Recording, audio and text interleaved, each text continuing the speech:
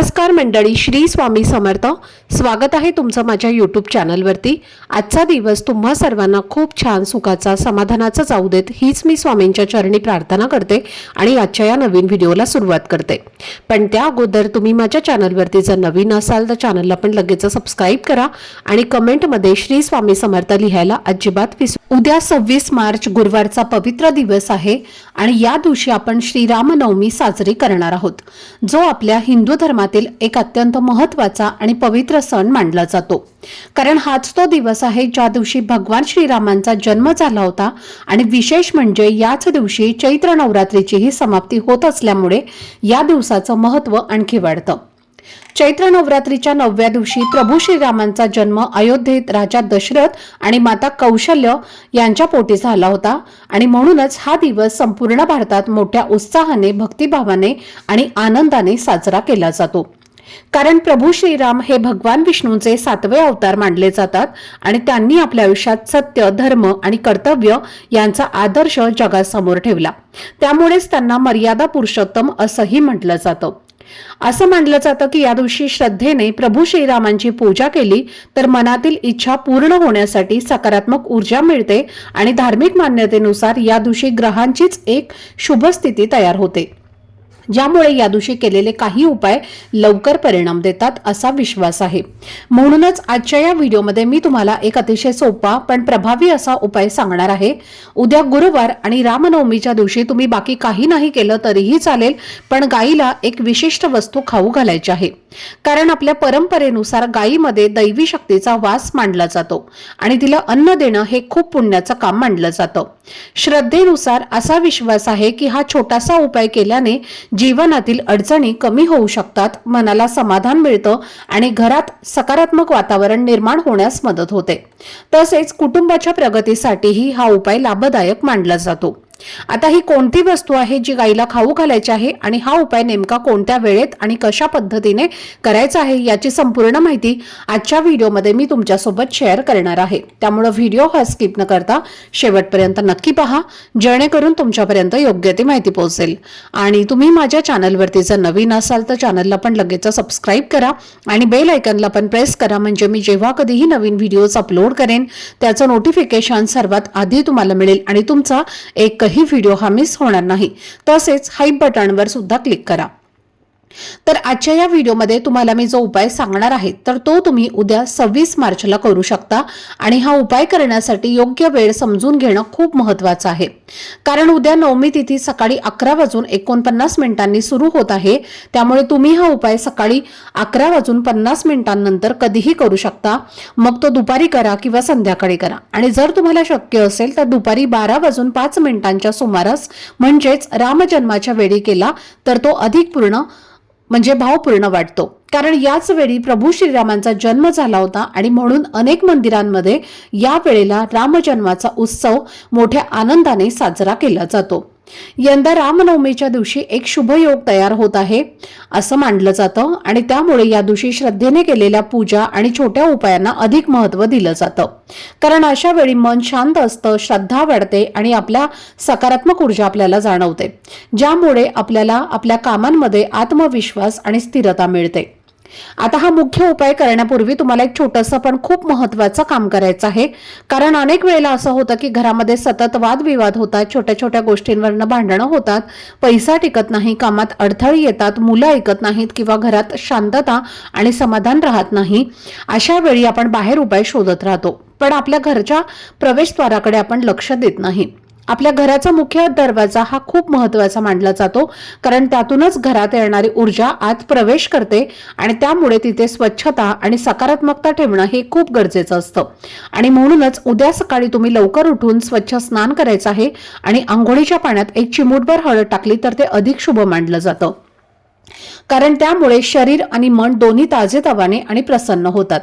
स्नान झाल्यानंतर स्वच्छ कपडे घालून तुम्हाला एक तांब्याचा कलश घ्यायचा आहे, त्यामध्ये स्वच्छ पाणी भरायचं आहे आणि त्यामध्ये थोडीशी हळद टाकायची आहे.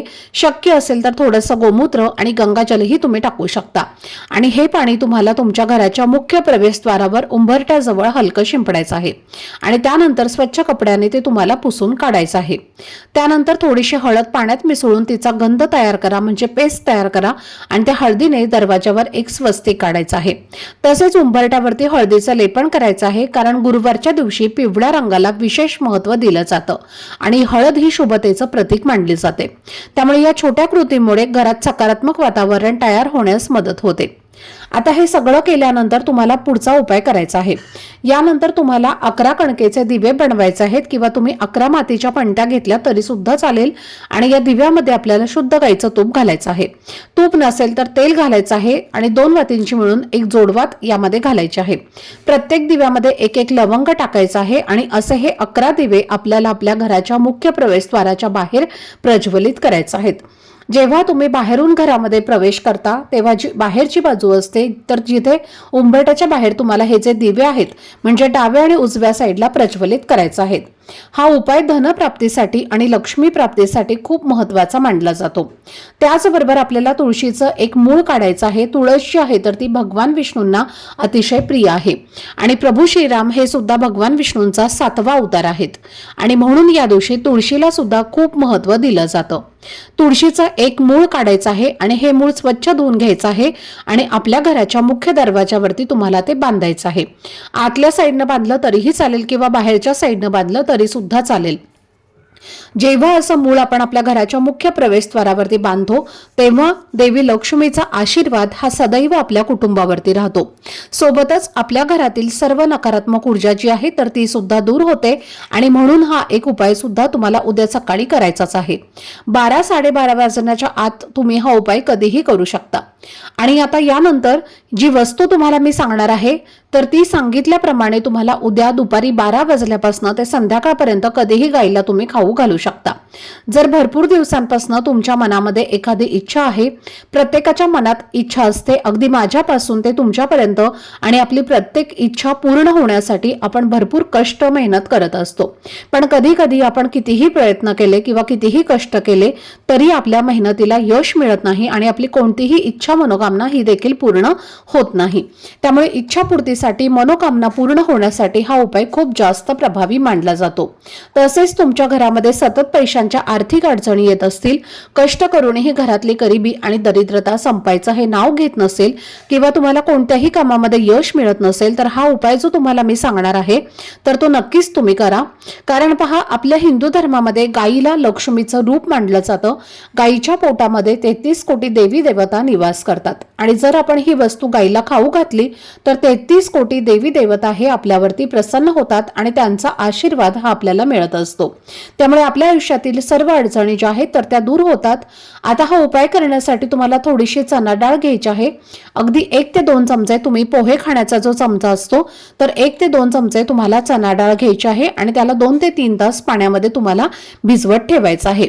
2 ते 3 तासानंतर तुम्हाला ती काढून घ्यायची आहे आणि तुम्हाला एक फक्त गुळाचा खडा त्यावरती ठेवायचा आहे आणि त्यानंतर तुम्हाला एक तांब्याचा कलश भरून पाणी घ्यायचं आहे, हळदी कुंकू घ्यायचं आहे आणि या दोन्ही वस्तू घेऊन तुम्हाला गाईजवळ जायचं आहे.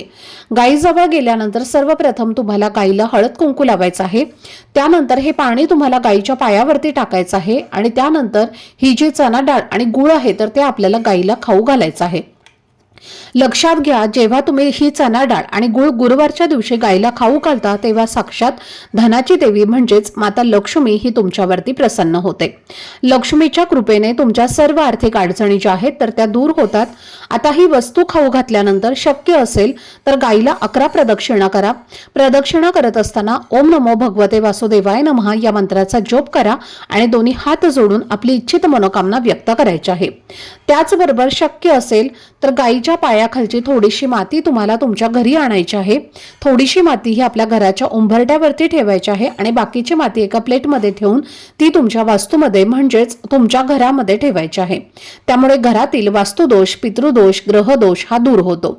दुसऱ्या दिवशी शुक्रवार आहे, ती माती उचलून पुन्हा तुम्हाला तुळशीच्या कुंडीमध्ये टाकून द्यायची आहे। तर अशा पद्धतीने तुम्हाला हा एक छोटासा उपाय जो आहे तर तो उद्या श्रीरामनवमीला करायचा आहे। त्याचबरोबर तुम्हाला उद्या संध्याकाळी तुळशीपाशी सुद्धा एक दिवा जो आहे तर तो नक्की लावायचा आहे। दिवा लावून झाला की तुळशीला 3 प्रदक्षिणा करायच्या। प्रदक्षिणा करत असताना ओम नमो भगवते वासुदेवाय नमः या मंत्राचा जप करायचा आहे। त्यामुळे घरात पैसे येण्याचे सर्व मार्ग जे आहेत तर ते मोकळे होतात। अडलेली लक्ष्मी आहे तर ती आपल्या घरी येत असते। त्याचबरोबर जर तुमच्या घरामध्ये लग्नाच्या वयाचा मुलगा किंवा मुलगी असेल आणि लग्नाला उशीर झाला असेल किंवा मनासारखं स्थळ त्यांना मिळत नसेल किंवा काही अडचणी येत असतील तर भगवान श्रीराम आणि माता सीतेला हळद कुंकू आणि चंदन अर्पण करा। सर्व समस्या ज्या आहेत तर त्या त्वरित तुमच्या दूर होतील। तसेच जर तुमच्या घरामध्ये किंवा तुम्ही इतर स्वतः बऱ्याच काळापासून आजाराने ग्रस्त असाल किंवा तुम्हाला काही आजार असेल तर तुम्हाला आजार आहे आणि सतत तुम्हाला गोळ्या औषधं म्हणजेच मेडिसिन चालू असतील तर त्यापासून मुक्ती होण्यासाठी उद्या तुम्हाला हनुमानांच्या मंदिरात जाऊन हनुमान चालीसेचं पठण करायचं आहे। तुमचा आजार जो आहे तर तो 100% यामुळे कमी होईल। त्याचबरोबर जर तुमचं लग्न होऊन भरपूर दिवस झाले असतील आणि तुम्हाला संतान प्राप्ती होत नसेल, मूलबाळ होत नसतील तर उद्या एक पाणी असलेला नारळ जो आहे तर तो तुम्हाला घ्यायचा आहे आणि हा लाल रंगाच्या कपड्यामध्ये गुंडाळायचा आहे आणि तो नारळ तुम्हाला सीता मातेच्या चरणी अर्पण करायचा आहे। यासोबतच ओम नमः शिवाय या मंत्राचा 108 वेळेला जप करा।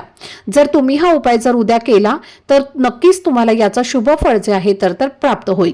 यासोबतच रामनवमीच्या दिवशी सुंदरकांड किंवा रामरक्षा स्तोत्राचं पठण हे आवर्जून करा। भगवान रामाची आरती करा आणि प्रसाद अर्पण करा, कारण या ज्या काही सेवा आहेत तर त्या प्रभू श्रीरामांच्या अतिशय उच्च कोटीच्या सेवा आहेत आणि या सेवा केल्याने त्यांचा प्रचंड आशीर्वाद हा आपल्याला प्राप्त होतो। सोबतच या दिवशी गरजूंना दान करावं। गूळ, चना डाळ आणि पिण्याचं पाणी, खाण्याच्या वस्तू ज्या आहेत तर त्या आवर्जून दान कराव्यात, कारण दान हे सर्वश्रेष्ठ मानलं जातं। दान केल्याने धन मिळतं आणि ज्या घरामधून दान केलं जातं त्या घरातील 21 पिढ्यांचा उद्धार होतो। आपण योग्य मार्गाने मिळवलेल्या उत्पन्नातील 1% भाग आपण दान धर्माच्या कार्यासाठी उपयोगात आणावा असं आपल्या धर्मशास्त्रामध्ये सांगितलं गेलं आहे। दान केल्याने सर्व पापांचा नाश होतो आणि लोकात परलोकात सुख प्राप्त होते। आपल्या घरातून निघून गेलेली लक्ष्मी आपल्या घराकडे पुन्हा फिरत असते आणि हे आपल्या स्वामींच्या केंद्रामध्ये सांगितलं गेलं आहे। आणि म्हणून तुम्हाला उद्या तहानलेल्या भुकेल्यांना आवर्जून थोडंफार दान जे आहे तर ते करायचंच आहे, कारण दानापेक्षा दुसरं कोणतंही श्रेष्ठ दान नाही आणि उद्यासारखा पवित्र दिवस दानासाठी नाही। म्हणून तुम्हाला जे दान आहे तर ते तुमच्या इच्छाशक्तीने आवर्जून करायचं आहे। तर ही अत्यंत महत्त्वाची माहिती मला तुमच्यासोबत शेअर करायची होती। आजचा हा व्हिडिओ जर तुम्हाला आवडला असेल तर व्हिडिओला लाईक करा, चॅनलवरती नवीन असाल तर चॅनलला सबस्क्राईब करा आणि हा व्हिडिओ आपल्या मित्रपरिवारासोबत जास्तीत जास्त शेअर करा। चला तर मग भेटूया पुढच्या नवीन व्हिडिओमध्ये। तोपर्यंत सर्वांना श्री स्वामी समर्थ। धन्यवाद।